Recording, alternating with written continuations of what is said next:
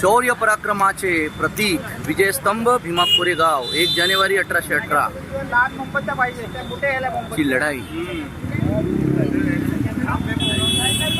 आणि उपस्थित प्रभाग क्रमांक 34 दक्षिण नागपूरचे नागरिक आपण बघू शकता या विजयस्तंभाला मानवंदना देताना इथे उपस्थित झालेले आहेत।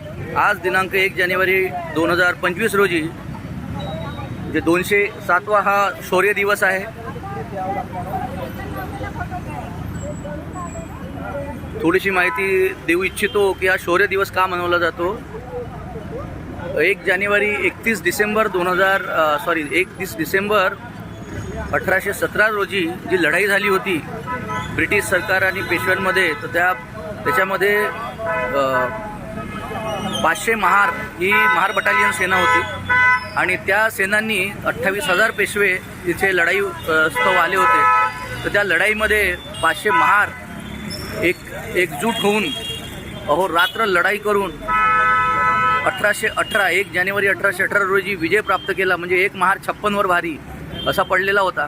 त्याच्यामुळे हे विजयस्तंभाचं जे प्रतीक आहे ते ब्रिटिश सरकारने तिथे पुणे येथील भीमा कोरेगाव या गावामध्ये उभारलेलं आहे। बरेच लाखो अनुयायी, जवळजवळ 50 लाखाच्या वरती अनुयायी दरवर्षी भीमा कोरेगाव येथे जातात आणि शूरवीरांना मानवंदना देतात। त्याचंच प्रतीक म्हणून एक छोटंसं विजयस्तंभ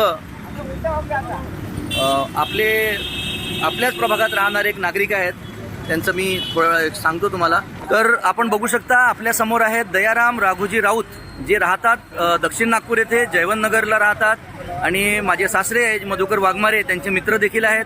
त्यांच्यासोबत माझी भेट झाली होती बऱ्याच वर्षापूर्वी।